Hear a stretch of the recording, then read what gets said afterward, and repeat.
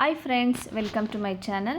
ಇವತ್ತು ನಾನು ಒಂದು ಹೊಸ ರೆಸಿಪಿನ ತೋರಿಸ್ತಾ ಇದ್ದೀನಿ. ಈ ರೆಸಿಪಿ ಅಂತೂ ತುಂಬಾ ಚೆನ್ನಾಗಿರುತ್ತೆ, ಹಾಗೆ ಸಖತ್ ಟೇಸ್ಟಿಯಾಗಿ ಕೂಡ ಇರುತ್ತೆ. ಸೊ ಅದು ಯಾವ ರೆಸಿಪಿ ಅಂದರೆ ಬೆಂಡೆಕಾಯಿ ಮಸಾಲ ಫ್ರೈ ಅಂತ. ನೀವು ಈ ರೀತಿಯಾಗಿ ಯಾವತ್ತಾದರೂ ಬೆಂಡೆಕಾಯಿ ಮಸಾಲ ಫ್ರೈ ಮಾಡಿಲ್ಲ ಅಂದರೆ ಖಂಡಿತವಾಗಿಯೂ ಒಂದ್ಸರಿ ಒಮ್ಮೆ ಟ್ರೈ ಮಾಡಿ ಫ್ರೆಂಡ್ಸ್. ಹಾಗಿದ್ರೆ ಬನ್ನಿ ಬೆಂಡೆಕಾಯಿ ಮಸಾಲ ಫ್ರೈ ಯಾವ ರೀತಿಯಾಗಿ ಮಾಡೋದು ಅಂತ ನಾನು ಈ ವಿಡಿಯೋದಲ್ಲಿ ಶೇರ್ ಮಾಡ್ತಾ ಇದ್ದೀನಿ. ನಾನಿಲ್ಲಿ ಸುಮಾರು ಒಂದು 1/4 kg ಬೆಂಡೆಕಾಯಿನ ತೊಗೊಂಡಿದ್ದೀನಿ. ಈ ಬೆಂಡೆಕಾಯಿ ಮಸಾಲ ಫ್ರೈ ರೊಟ್ಟಿಗೆ ಅಥವಾ ಚಪಾತಿಗೆ ಹಾಗೆಯೇ ಅಕ್ಕಿ ರೊಟ್ಟಿಗೆ ತುಂಬಾ ಕಾಂಬಿನೇಷನ್ ಚೆನ್ನಾಗಿರುತ್ತೆ. ಬನ್ನಿ ಫ್ರೆಂಡ್ಸ್ ಹೇಗೆ ಮಾಡೋದು ಅಂತ ನೋಡೋಣ. ನಾನಿಲ್ಲಿ ಬೆಂಡೆಕಾಯಿನ ಚೆನ್ನಾಗಿ ತೊಳೆದು ಒರೆಸ್ಬಿಟ್ಟು ಈ ರೀತಿಯಾಗಿ ಕಟ್ ಮಾಡಿ ಇಟ್ಕೊಂಡಿದ್ದೀನಿ. ಸೊ ತುಂಬ ಚಿಕ್ಕದಾಗಿ ಕಟ್ ಮಾಡೋದು ಬೇಡ, ಒಂದು ಮೀಡಿಯಮ್ ಸೈಜಲ್ಲಿ ಕಟ್ ಮಾಡಿ ಇಟ್ಕೊಂಡ್ರೆ ಸಾಕಾಗುತ್ತೆ. ನೆಕ್ಸ್ಟು ಒಂದು ಫ್ರೈ ಪಾನ್ಗೆ ಸ್ವಲ್ಪ ಎಣ್ಣೆ ಹಾಕಿ, ಎಣ್ಣೆ ಬಿಸಿ ಆದಮೇಲೆ ಹೆಚ್ಚಿಟ್ಕೊಂಡಿರುವಂತಹ ಬೆಂಡೆಕಾಯಿನ ಹಾಕ್ಬಿಟ್ಟು ಫ್ರೈ ಮಾಡಬೇಕು. ಸೊ ನೆಕ್ಸ್ಟ್ ನನಗೆ ಸ್ವಲ್ಪ ಉಪ್ಪನ್ನು ಕೂಡ ಸೇರಿಸ್ತಾ ಇದ್ದೀನಿ. ಯಾಕಪ್ಪ ಅಂದರೆ ಉಪ್ಪನ್ನು ಸೇರಿಸೋದ್ರಿಂದ ಬೆಂಡೆಕಾಯಿ ಅಷ್ಟು ಲೋಳೆಯಾಗಿ ಬಿಡೋದಿಲ್ಲ. ಸೊ ಹಾಗಾಗಿ ನಾನು ಸ್ವಲ್ಪ ಉಪ್ಪನ್ನು ಕೂಡ ಸೇರಿಸ್ಬಿಟ್ಟು ಫ್ರೈ ಮಾಡ್ತಾ ಇದ್ದೀನಿ. ಇಲ್ಲಿ ನೋಡಿ ಫ್ರೆಂಡ್ಸ್, ನಾವಿದ್ರೆ ಮೀಡಿಯಮ್ ಫ್ಲೇಮಲ್ಲೇ ಫ್ರೈ ಮಾಡ್ಕೋಬೇಕು. ಸೊ ಹೈ ಫ್ಲೇಮಲ್ಲಿ ಚೆನ್ನಾಗಿ ಬರಲ್ಲ. ಸೊ ಕಲರ್ ಈ ರೀತಿಯಾಗಿ ಚೇಂಜ್ ಆಗೋವರೆಗೂ ಕೂಡ ನಾವು ಮೀಡಿಯಮ್ ಫ್ಲೇಮಲ್ಲೇ ಫ್ರೈ ಮಾಡಬೇಕು. ಸೊ ಫ್ರೈ ಮಾಡಿರೋ ಬೆಂಡೆಕಾಯಿನೆಲ್ಲ ನಾನು ಒಂದು ಪ್ಲೇಟಿಗೆ ಎತ್ತಿಟ್ಕೊಳ್ತಾ ಇದ್ದೀನಿ. ನೆಕ್ಸ್ಟು ಒಂದು ಫ್ರೈ ಪಾನ್ಗೆ ಸ್ವಲ್ಪ ಎಣ್ಣೆ ಹಾಕಿ, ಎಣ್ಣೆ ಬಿಸಿ ಆದಮೇಲೆ ಅದಕ್ಕೆ ನಾನು 1 ಇಂಚಷ್ಟು ಚಕ್ಕೆನ ಈಗ ಚಿಕ್ಕದಾಗಿ ಪೀಸ್ ಮಾಡಿ ಹಾಕ್ತಾ ಇದ್ದೀನಿ. ಸೊ ಹಾಗೆ ನೆಕ್ಸ್ಟ್ ಅದಕ್ಕೆ 2 ಲವಂಗ ಹಾಗೆಯೇ ಸ್ವಲ್ಪ ಸಾಸಿವೆನ ಹಾಕಿ ಚಟಪಟ ಅನ್ನಿಸ್ತಾ ಇದ್ದೀನಿ. ಸಾಸಿವೆ ಚಟಪಟ ಅಂದಮೇಲೆ ನಾವು ಇದಕ್ಕೆ ಒಂದು 7 ರಿಂದ 8 ಬೆಳ್ಳುಳ್ಳಿನ ಜಜ್ಜಿಬಿಟ್ಟು ಹಾಕ್ತಾ ಇದ್ದೀನಿ. ಹಾಗೆ ಒಂದು 2 ಹಸಿಮೆಣಸಿನ್ಕಾಯಿನ ಕೂಡ ಸೇರಿಸ್ತಾ ಇದ್ದೀನಿ. ಸೊ ಎಲ್ಲದೂ ಕೂಡ ಫ್ರೈ ಆದಮೇಲೆ ನೆಕ್ಸ್ಟ್ ಅದಕ್ಕೆ ಸ್ವಲ್ಪ ಕರಿಬೇವನ್ನು ಕೂಡ ಸೇರಿಸ್ಬಿಟ್ಟು ಫ್ರೈ ಮಾಡಬೇಕು. ನೆಕ್ಸ್ಟ್ ನಾವು ಚಿಕ್ಕದಾಗಿ ಕಟ್ ಮಾಡಿ ಇಟ್ಕೊಂಡಿರೋಂಥ ಈರುಳ್ಳಿನ ಕೂಡ ಸೇರಿಸಬೇಕು.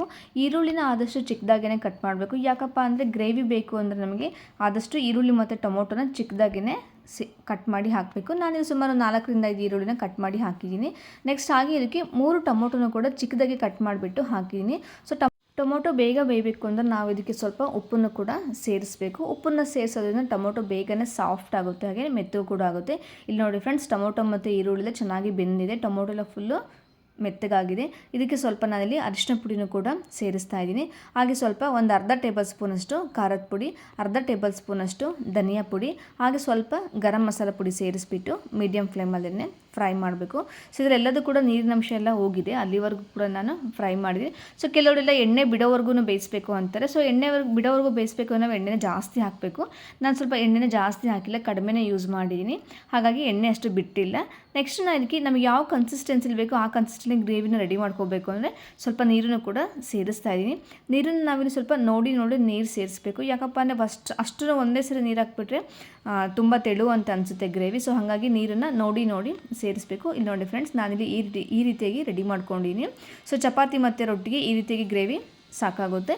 ನೆಕ್ಸ್ಟ್ ನನಗೆ ಮೊದಲೇ ಫ್ರೈ ಮಾಡಿಟ್ಕೊಂಡಿರುವಂತಹ ಬೆಂಡೆಕಾಯಿನ ನಾನು ಈ ಸ್ಟೇಜಲ್ಲಿ ಸೇರಿಸ್ತಾ ಇದ್ದೀನಿ.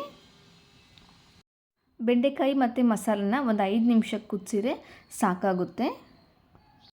ಯಾವಾಗಲೂ ಒಂದೇ ಥರ ಮಾಡಿಕೊಂಡು ತಿನ್ನೋದಕ್ಕಿಂತ ಸ್ವಲ್ಪ ಡಿಫ್ರೆಂಟಾಗಿ ಈ ರೀತಿ ಮಾಡ್ಕೊಂಡು ತಿನ್ನೋ ತುಂಬಾ ಚೆನ್ನಾಗಿರುತ್ತೆ. ಸೊ ಇದಂತೂ ರೊಟ್ಟಿ ಮತ್ತು ಚಪಾತಿಗೆ ಸೂಪರಾಗಿರುತ್ತೆ ಕಾಂಬಿನೇಷನು. ಫೈನಲಿ ನಾವು ಇದಕ್ಕೆ ಸ್ವಲ್ಪ ಚಿಕ್ಕದಾಗಿ ಹೆಚ್ಚಿಟ್ಕೊಂಡಿರೋಂಥ ಕೊತ್ತಂಬರಿ ಸೊಪ್ಪನ್ನು ಸೇರಿಸಿದರೆ ಬೆಂಡೆಕಾಯಿ ಮಸಾಲ ಫ್ರೈ ರೆಡಿಯಾಗುತ್ತೆ. ಹಾಗೆ ಫ್ರೆಂಡ್ಸ್, ನಿಮಗೇನಾದರೂ ಈ ವಿಡಿಯೋ ಇಷ್ಟ ಆದರೆ ನೀವು ನನ್ನ ಚಾನಲ್ ಸಬ್ಸ್ಕ್ರೈಬ್ ಮಾಡಿಲ್ಲ ಅಂದರೆ ಪ್ಲೀಸ್ ಲೈಕ್ ಮಾಡಿ, ಕಮೆಂಟ್ ಮಾಡಿ, ಹಾಗೆ ಸಬ್ಸ್ಕ್ರೈಬ್ ಮಾಡಿ. Thank you.